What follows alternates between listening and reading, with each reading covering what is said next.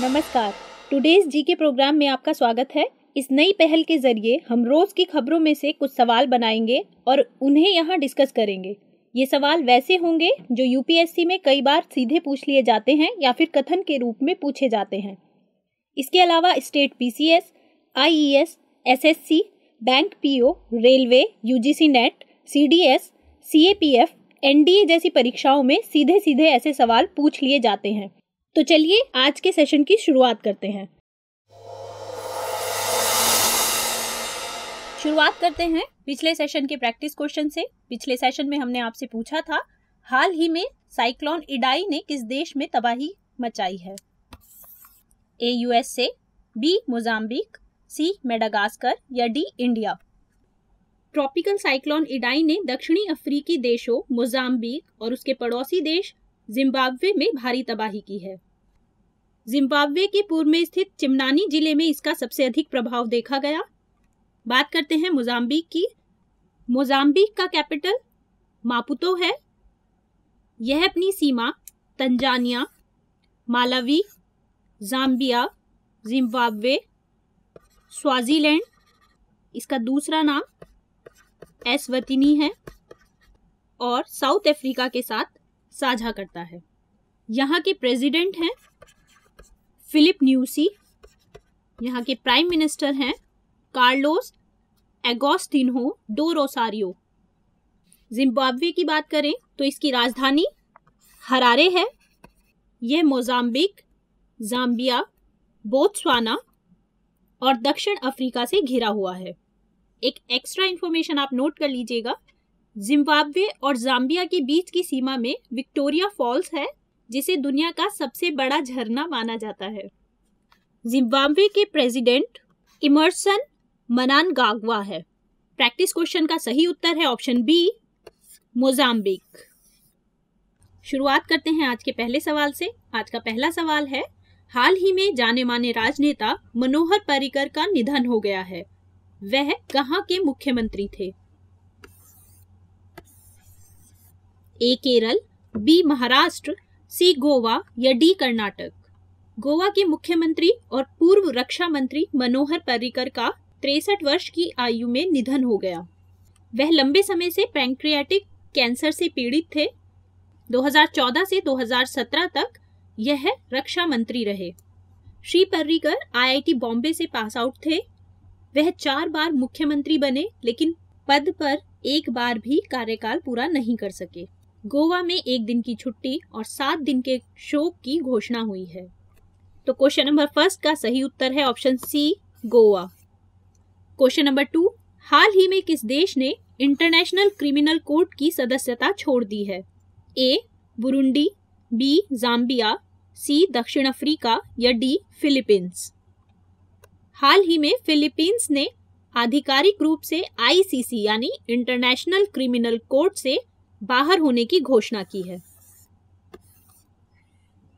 Philippines ने 1 साल पहले ही संयुक्त राष्ट्र को आईसीसी को छोड़ने की आधिकारिक तौर पर घोषणा कर दी थी। ऐसा करने वाला यह दुनिया का दूसरा देश बन गया है। इससे पहले 2017 में अफ्रीकी देश बुरुंडी ने सबसे पहले आईसीसी की सदस्यता त्यागी थी। हालांकि अन्य अफ्रीकी देशों जैसे जाम्बिया, दक्षिण अफ्रीका, केन्या और गाम्बिया ने भी आईसीसी द्वारा अफ्रीकी देशों के खिलाफ भेदभावपूर्ण व्यवहार करने का आरोप लगाते हुए आईसीसी को छोड़ने का प्रयास किया है। बात करें आईसीसी की, इसका फुल फॉर्म है इंटरनेशनल क्रिमिनल कोर्ट और इसकी स्थापना 1 जुलाई 2002 में की गई थी। इसका मुख्यालय नीदरलैंड के हेग में है। इसके कुल सदस्य देश 124 हैं, जिसमें नवीनतम शामिल देश मलेशिया है। इसे हम पिछले सेशन में कवर कर चुके हैं। भारत, चीन, रूस और अमेरिका इसके सदस्य नहीं हैं। मैप पर फिलीपींस की स्थिति देखें तो यह रिंग ऑफ फायर के साथ प्रशांत महासागर के पश्चिमी किनारे पर स्थित दुनिया का दूसरा सबसे बड़ा द्वीप समूह है। इसकी राजधानी मनीला है। इसकी मुद्रा फिलीपींस पेसो है। इसके उत्तर पूर्व में फिलीपींस सागर, पश्चिम में दक्षिणी चीन सागर, दक्षिण पश्चिम में सुलू सागर और दक्षिण में सेलेबस सागर अवस्थित है। इस तरह क्वेश्चन नंबर 2 का सही उत्तर है option D, Philippines. Question number 3, Uzbekistan गणराज्य में भारत के अगले राजदूत के रूप में किसे नियुक्त किया गया? ए. संतोष झा, बी. औसाफ सईद, सी. संजीव रंजन या डी. दिनेश भाटिया। श्री संतोष झा को उज्बेकिस्तान गणराज्य में भारत के अगले राजदूत के रूप में नियुक्त किया गया है। यह 1993 बैच के IFS अधिकारी हैं। बात करते हैं उज्बेकिस्तान की। उज्बेकिस्तान 2 नदियों अमू दरिया और सीर दरिया के बीच मध्य एशिया के मध्य भाग में स्थित एक देश है। इसकी राजधानी ताशकंद है। इसकी सीमा तुर्कमेनिस्तान, अफगानिस्तान, तजाकिस्तान, किर्गिस्तान और कजाकिस्तान से मिलती है। ऑप्शंस की बात करें तो औसाफ सईद को सऊदी अरब में भारत का नया राजदूत नियुक्त किया गया था। संजीव रंजन को कोलंबिया गणराज्य में भारत के राजदूत के रूप में नियुक्त किया गया और दिनेश भाटिया को अर्जेंटीना गणराज्य में भारतीय राजदूत के रूप में नियुक्त किया गया था। ये आपके रिवीजन के लिए इंपॉर्टेंट है। ये सभी हम पिछले सेशंस में कवर कर चुके हैं। तो क्वेश्चन नंबर 3 का सही उत्तर है ऑप्शन ए, संतोष झा। बात करते हैं क्वेश्चन नंबर 4 की। ट्रांसफॉर्मेटिव मोबिलिटी पैनल की अध्यक्षता के लिए किसे चुना गया है? ए. नितिन गडकरी, बी. अमिताभ कांत, सी. R.K. सिंह या डी. नरेंद्र मोदी। नीति आयोग के CEO अमिताभ कांत को हाल ही में ट्रांसफॉर्मेटिव मोबिलिटी पैनल की अध्यक्षता के लिए चुना गया है। देश में स्वच्छ और स्थायी गतिशीलता पहल को बढ़ावा देने के लिए ट्रांसफॉर्मेटिव मोबिलिटी और बैटरी स्टोरेज पर राष्ट्रीय मिशन को स्थापित किया जा रहा है। इस मिशन का नेतृत्व अमिताभ कांत करेंगे। आपको बता दें कि केंद्रीय मंत्रिमंडल ने बीते 7 मार्च को transformative mobility and battery storage पर राष्ट्रीय मिशन की स्थापना को मंजूरी दी थी।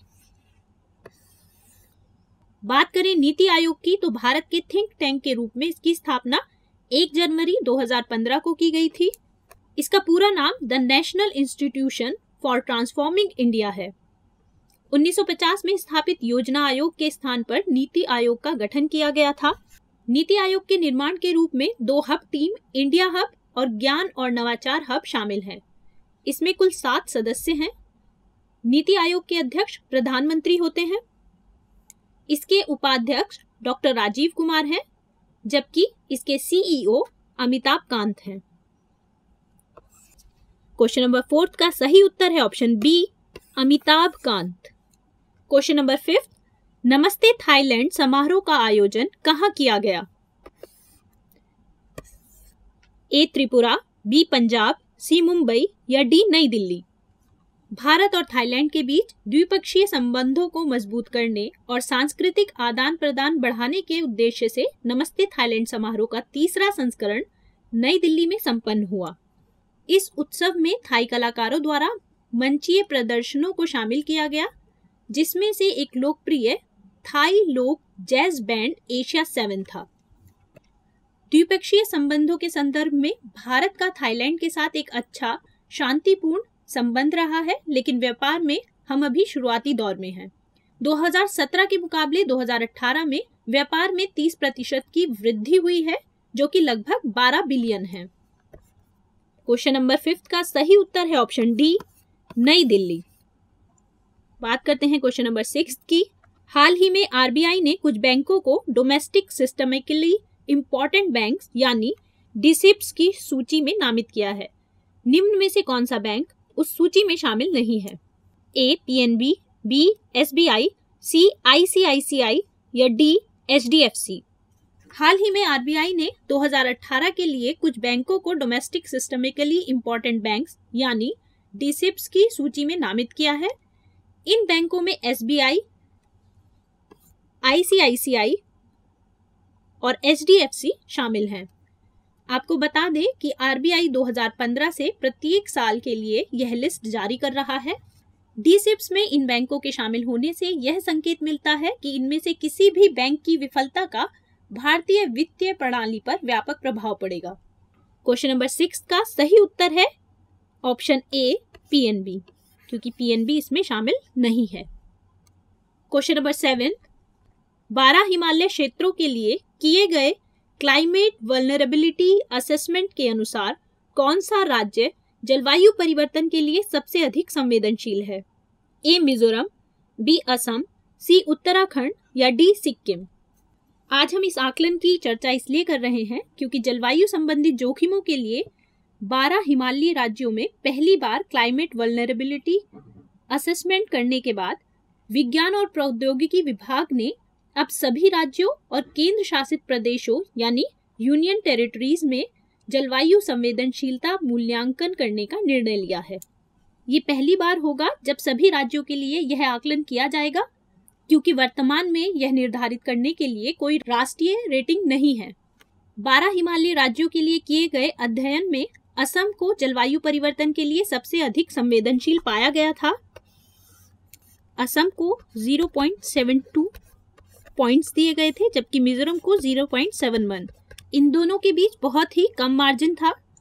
आपको बता दें कि हिमालयी राज्यों का मूल्यांकन आईआईटी गुवाहाटी, आईआईटी मंडी और the Indian institute of science जो बेंगलुरु में है, इनके सहयोग से किया गया था।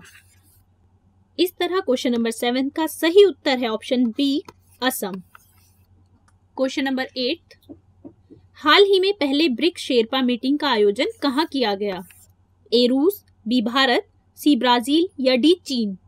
हाल ही में ब्राजील के प्रेसिडेंसी के तहत पहली ब्रिक्स शेरपा बैठक ब्राजील के कुर्टिबा में संपन्न हुई।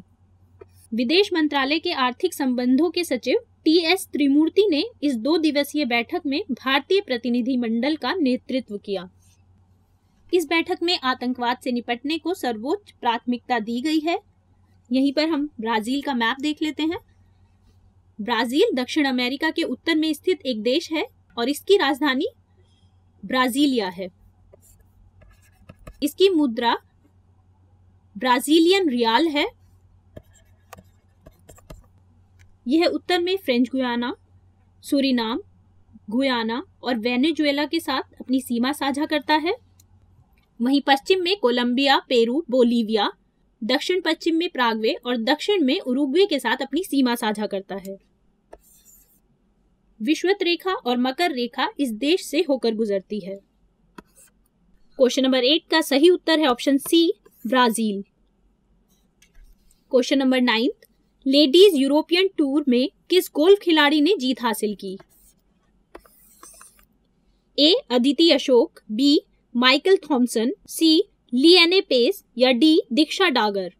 दीक्षा डागर दक्षिण अफ्रीकी ओपन को जीतने के बाद लेडीज यूरोपियन टूर जीतने वाली दूसरी भारतीय महिला गोल्फर बन गई हैं। इससे पहले अदिति अशोक 2016 में एलईटी जीतकर पहली भारतीय महिला बनी थी। ये तस्वीर है दीक्षा डागर की। ऑप्शंस की बात करें तो अदिति अशोक, इन्होंने 2016 में एलईटी जीता था और ये पहली भारतीय महिला बनी थी। माइकल थॉमसन, इन्हें इस प्रतियोगिता में 3rd रैंक प्राप्त हुई है। लिएने पेस ये 2nd नंबर पर रही, जिन्हें दीक्षा डागर ने हराया है। तो क्वेश्चन नंबर 9 का सही उत्तर है ऑप्शन डी दीक्षा डागर। बात करते हैं 10वें सवाल की।